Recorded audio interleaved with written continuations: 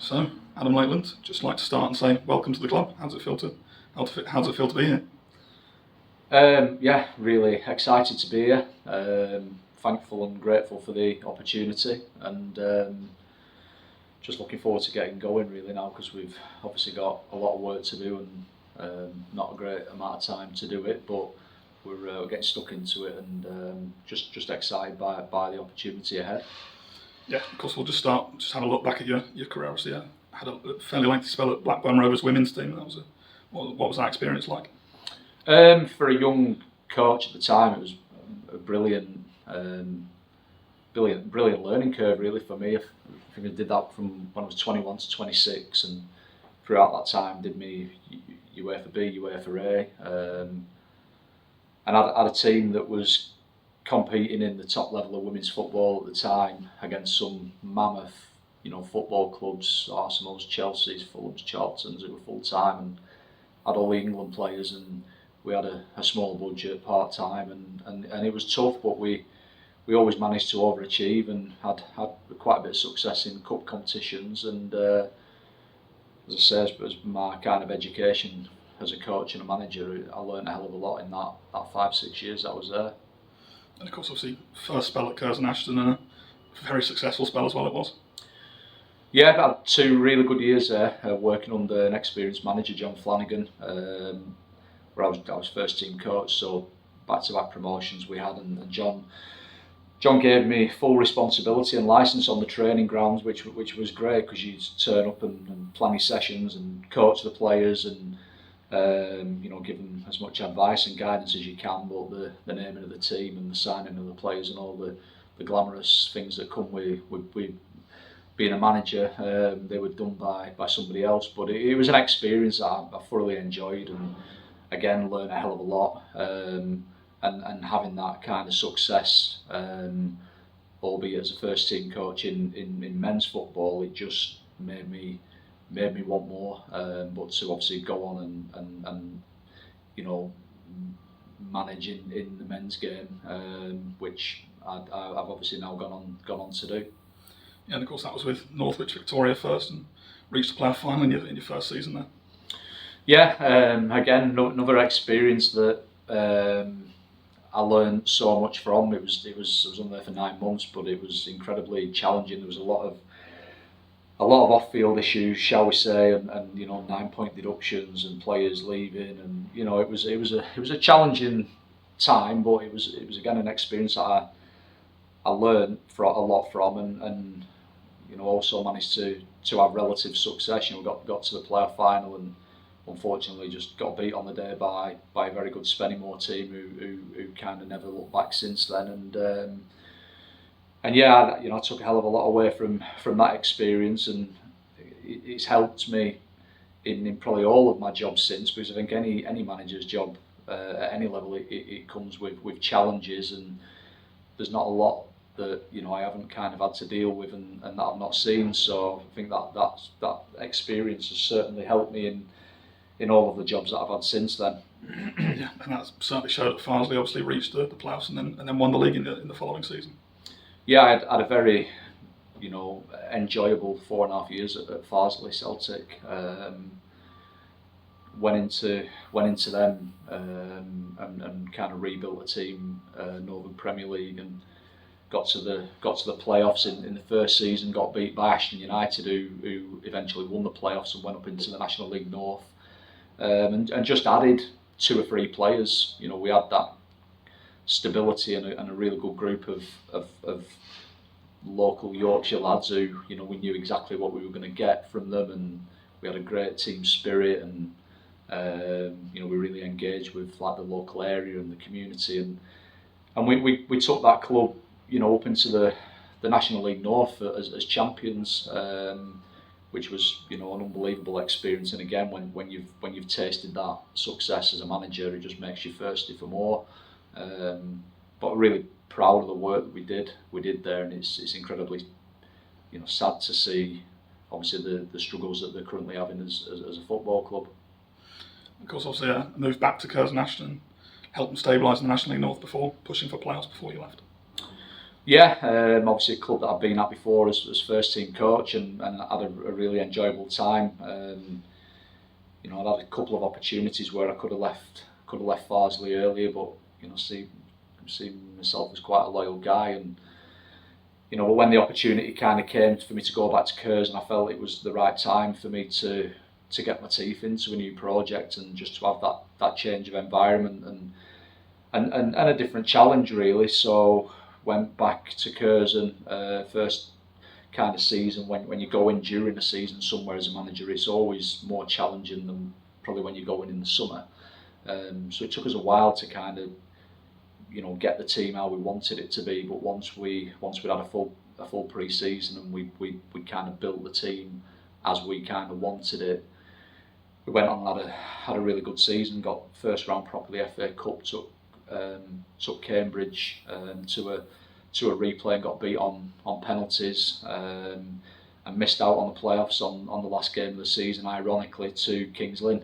And then obviously the following season we had a good start with Curzon, and we left them with a brilliant team, the best team that they've had, that went on and finished the season in the playoffs, following our departure to Kings Lynn at the end of September 23. So again, just really proud of the work that we did at Curzon. I feel like we took a team that was, or a club should I say, that is now cemented as an established National League North team. We kind of took that from a team that had always kind of finished round about mid-table, and I believe that we changed the psychology at that club and made them believe that they could get in the playoffs, and you know, assembled a group of players and put together a team that was capable of and did get to the playoffs and just missed out again this season. So yeah, you know, another,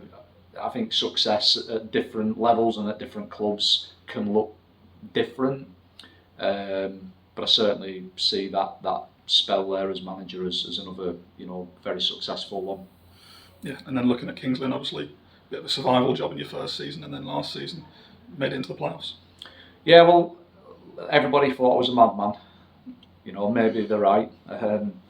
You know, for going down to Kings Lynn, obviously from being a Lancashire lad, and Kings Lynn being 3.5, 4 hours away, and you know, at the time we had a good team at Curzon, and we were in the playoffs, and Kings Lynn was second off bottom of the league. You know, everybody thought I was a madman when I left. But again, I wanted that opportunity to go full time. I've never had any doubt in my mind that I'm good enough and capable, but I needed to go out of my comfort zone and take that jump and prove it to people really. And it was incredibly challenging, as I said earlier, when you go into a club as a manager halfway or part way through a season. It is tough, and it was certainly a very challenging time when we went down to Kings Lynn. You know, we inherited a team that was unfit, players who probably didn't want to be there, players who weren't good enough to be there, low morale, you know, lack of professionalism standards, and it took us a little bit of time to turn it around, but you know, eventually we managed to find a way of just getting results and surviving. That was all it was about initially, which we managed to do, and then obviously that meant that last summer was a case of rebuilding a team, and putting together a squad capable of challenging for at least the playoffs. And you know, we managed to achieve that.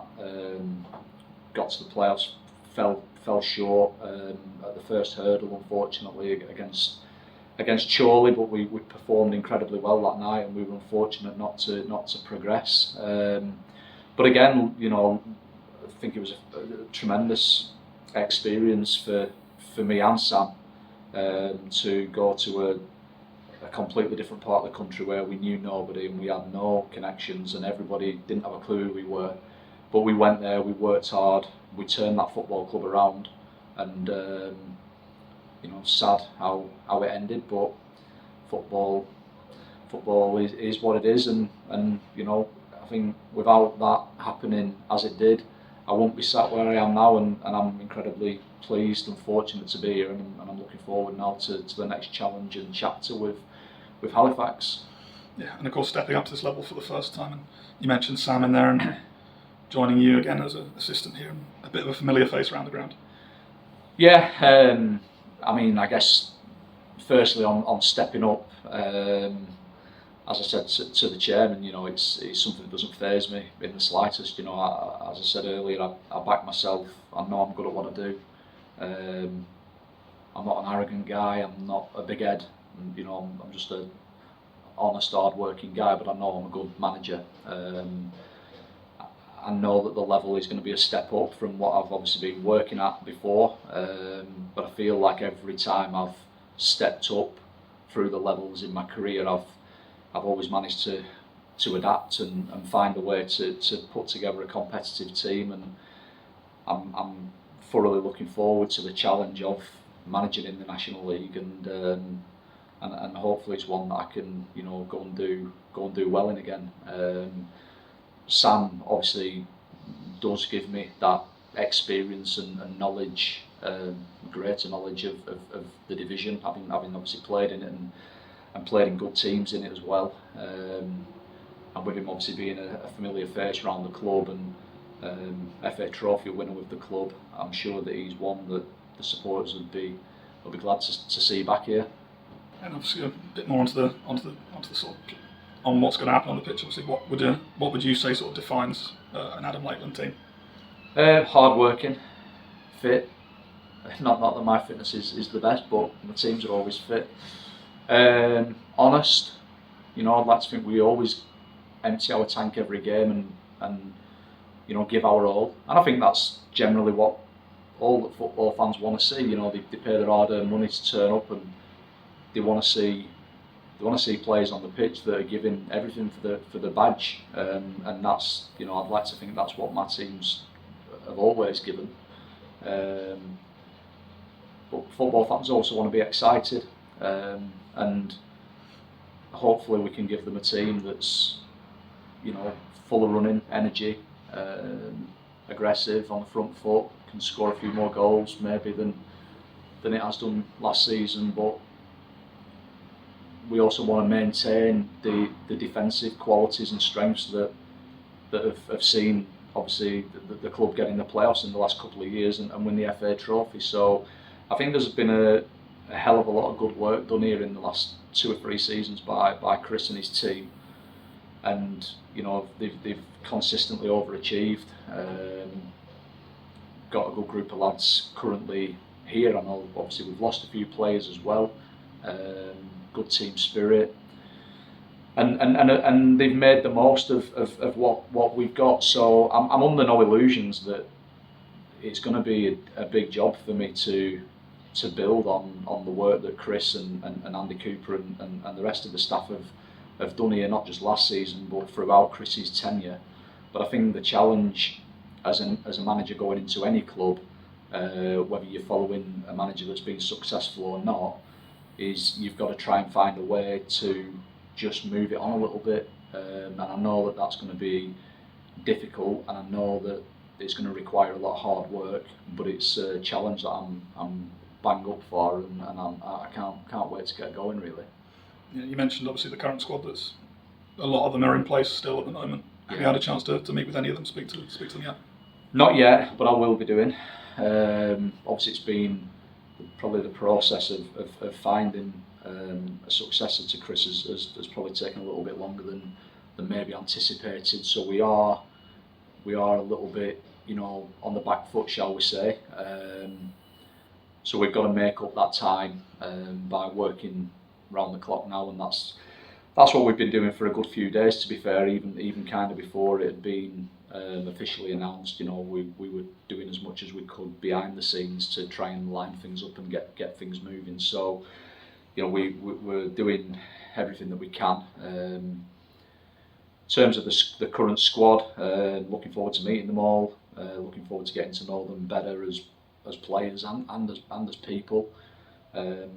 Obviously, we've lost some really key players this summer, but this club's lost many players to higher up the pyramid in recent years, and has always seemed to find a way of bringing the next ones through, and that's obviously a challenge for us, but it's one that I've done, you know, consistently at former clubs as well. So it's not something that I haven't already had to do.